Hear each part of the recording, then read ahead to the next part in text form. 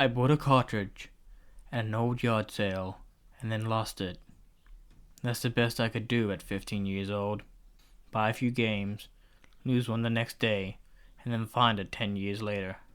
I bought Banjo-Kazooie for the N64 and never got to play it. I knew what the game really was because I went over to a friend's house who owned it and played it on his console. They weren't the same. So I found the game in a box. My mother must have put it up in the attic. I still had my old Nintendo 64, so why not? I took it down and I played it. What I remember of Banjo-Kazooie was it was supposed to be a fun little platform game, mostly created for kids. This was not that. This was disturbing. I popped the game in and turned the system on. The title sequence was rather different. Instead of starting in the sky and panning down over Gruntilda's lair, it started in the level Clanker's Cavern.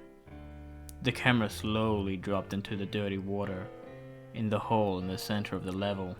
The music sounded familiar though. I was trying to place it, but it sounded weird and distorted. I think I was about to have a really bad time.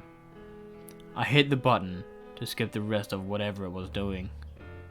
I thought it strange that it had just dropped me straight into the middle of the game. This cartridge had obviously corrupted its coding. I wondered if I was the only one who had ever experienced something like this in this game. My friend once told me about an experience he had with a glitch on the N64 game 007. He said he had found a random room where an untextured NPC was playing the Congo drums. He also told me that he's been searching for it for years and never found it again, and no one else has ever seen it. I pressed a button on the controller, and a lot of things happened, but I didn't see Kazooie. I then noticed Banjo didn't even have his backpack on. I guess Kazooie wasn't there. Kazooie was my favorite character, so of course she had to be missing. Why couldn't have Banjo gone missing? So I guess I was playing Banjo. The bear was in a place I didn't recognize. It was a hallway of rocks with a dirt floor. I ran down the short hallway and came out to Gruntilda's lair. The only problem was, everything in the lair looked broken, scorched, and highly aged. What was going on here? Did someone hack this cartridge? I continued playing foolishly.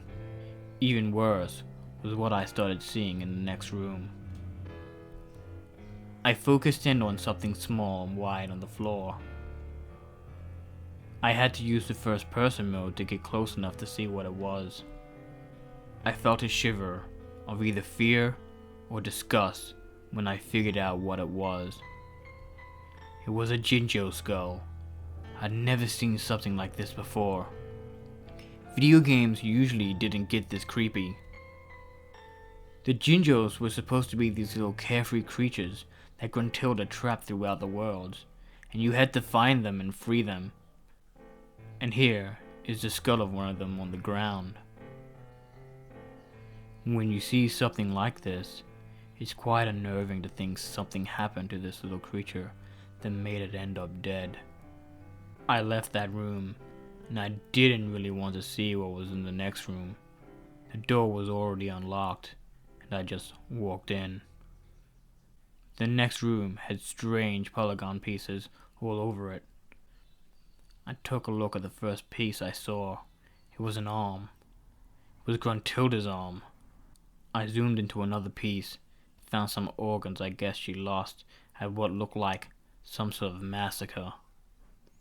I went into the next room and saw more disturbing things. Kazooie was up on the wall.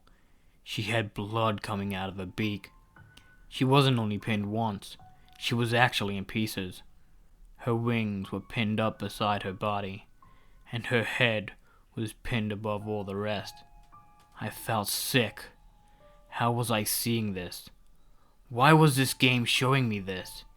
Who had modified this game to be this bad? Banjo turned to the screen.